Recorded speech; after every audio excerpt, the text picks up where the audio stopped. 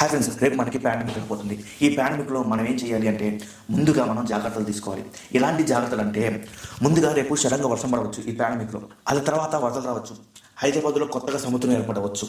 Kannappa cinema industry hit కొట్టవచ్చు. Kannappa industry hit ఒక్క రోజులో కొట్టింది.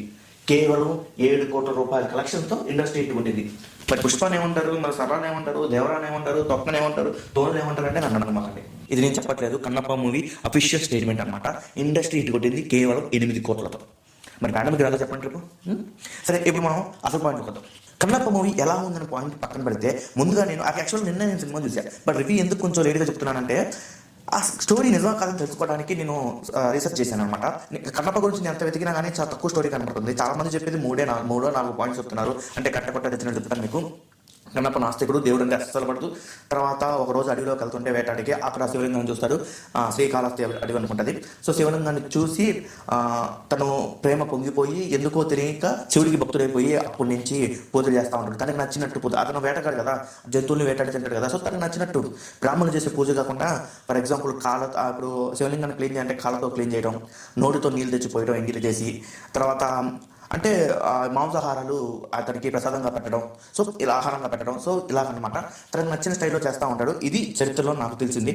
అయితే ఒక సందర్భంలో ఒకరోజు పూజ చేయడానికి వెళ్తే, అతను తెలుసుకోవడానికి కన్నప్ప వెళ్తే కంట్లో నెత్తురు వస్తుంటే తన కంటి తీసి పెడతాడు. తర్వాత రెండో కంటి నుంచి కూడా వస్తుంటే తన రెండో కంటి కూడా తీపోతూ శివుడు ప్రత్యక్షం అవుతాడు. శివుడు ప్రత్యక్షం అయితే తనలో నీలం తన కళ్ళు తనకి ఇచ్చేసి తనలో వసపరుచుకుంటాడు శివుడు. సో ఇది స్టోరీ, యాక్చువల్ స్టోరీ. అంటే దీంట్లో పురాణాల ప్రకారం పెద్దగా స్టోరీ అయితే ఏం లేదు. ఇతిహాసాల ప్రకారం, జానపదాల ప్రకారం కొంచెం ఇప్పుడు నేను చెప్పే స్టోరీ ఇదనమాట.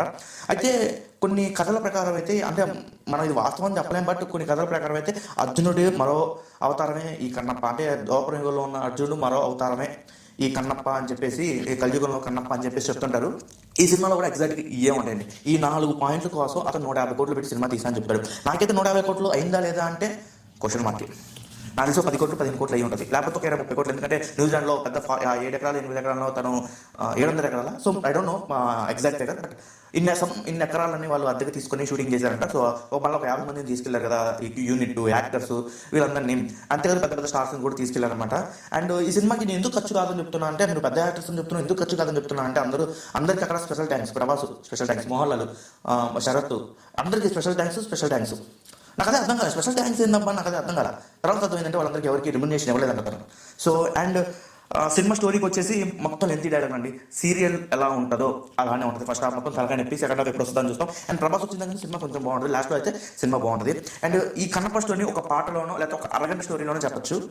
అలాంటిది మనోడు లెంతీ డైలాగులు, వార్ సీన్లు ఏదేదో పెట్టాడు అనమాట. అంటే ప్రభాస్ లాగా ఊహించుకున్నాడా, లేకపోతే నేను కూడా అలా చేయగలను, I'm also one of the Prabhas అనే నార్త్ ఇండియాలో నాకు ఒక అంటే ఏదో ఫీల్లో ఉన్నట్టున్నాడు.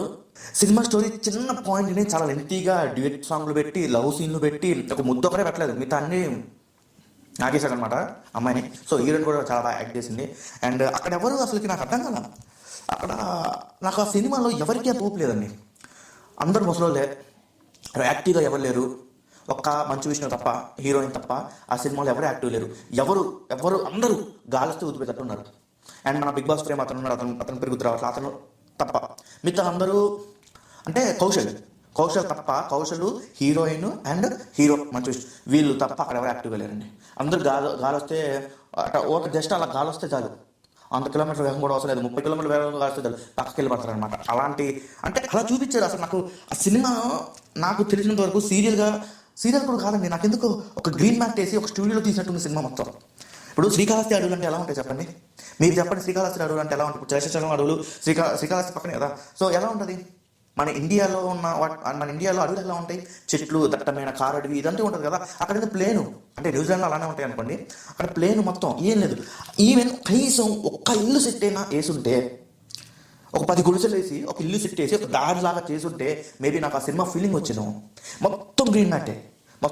అసలు నాకు నిజం చెప్పాలంటే ఒక హిస్టరీ కూడా అనిపించట్లా. నాకు ఒక షార్ట్ ఫిల్మ్ తీసినట్టు అనిపించింది నాకైతే సినిమా. కానీ 3 గంటలు తీసారు కాబట్టి దాని షార్ట్ ఫిల్మ్ మనం మీకు మగధీర సినిమాలో హీరోని విలన్ని మధ్య జరిగే మీ ఇద్దరు ఆ లోకంలో సంబంధించిన వాళ్ళని ఒక పసలో చెప్తారు సమాంత్రికుడు, అలాంటి వాడిని ఇక్కడ ఒక పెట్టాడు అనమాట. తర్వాత అన్ని కాపీలు, సీన్లు మొత్తం కాపీలు అనమాట. కాపీ అయినా సరే కాపీ లాగా లేదనమాట, అది పిచ్చి గీత లాగా ఉంది. కాపీ పేస్ట్ కూడా సరిగ్గా చేయలేదు మనోడు. అండ్ వార్స్ అంటే వీళ్ళు ఉండేది 15 మంది, ఎక్కడ చూసినా ఈ 15 మంది ఉంటారు, ఎవరు ఉండరు, ఎక్కడ చూసినా ఆ 15 మంది ఉంటారు. కానీ ఇతను యుద్ధం చేసేది మాత్రం 1,00,000 మందితో 10 లక్షల మందితో. నాకు అదే అర్థం కాదు. ఇతను యుద్ధం చేసేది 10 లక్షల మందితో, అక్కడ 15 మంది కన్నా ఎక్కువ ఉంటారు ఈ సైడ్. మరీ దారుణం తెలుసు అసలు కదా. అమ్మో. మళ్ళీ ఇంకోటి ఏంటంటే సీన్స్ అన్ని బ్లర్గా ఉన్నాయి. మేబీ గ్రాఫిక్స్ ప్రాబ్లమా, లేకపోతే సినిమా షూట్ చేసిన తర్వాత అంటే జనాలకు తెలిస్తే అంటే చూడటానికి కూడా బాగోదేమో అని చెప్పేసి బ్లర్ చేశారేమో.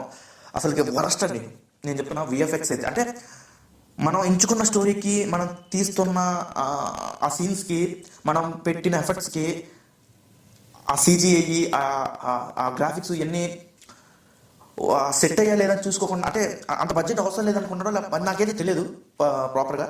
బట్ నేనేంటంటే ఫస్ట్ హాఫ్ మొత్తం జస్ట్ నిద్రపోవటానికి పోండి ఏసీలో. సెకండ్ హాఫ్లో కొంచెం లెగిసి కాళ్ళు మొహం కడుక్కొని లాస్ట్ 40 minutes మొత్తం స్టిక్ కూర్చొని చూడండి. ప్రభాస్ రాగానే సినిమా కొంచెం పర్లా బాగానే ఉంటుంది. ప్రభాస్ కూడా ఏం చేస్తాడు నేను చెప్పక్కర్లేదు, ఆల్రెడీ రివ్యూస్ అన్ని వచ్చేసి. నేను ఎక్కువ డిసప్పాయింట్మెంట్ ఎక్కడ అయ్యానంటే లెంతీ డైలాగ్స్. అమ్మో చేతులు పుట్టిపోయింది నాకైతే డైలాగ్స్. ఒక్కొక్కటి కనీసం ఒక పేజీ ఉంటుందో, ప్రతి ఒక్కరు పేజీ మాట్లాడతాడు. అమ్మో మన వల్ల కాదు. ఇంకోసారి ఆ సినిమా చూడాలంటే నరకమే. మేబీ దాని బదులు ఊరేసుకొని తెచ్చుకోవడం ఫస్ట్ హాఫ్ చూడడం కన్నా అది మేలు.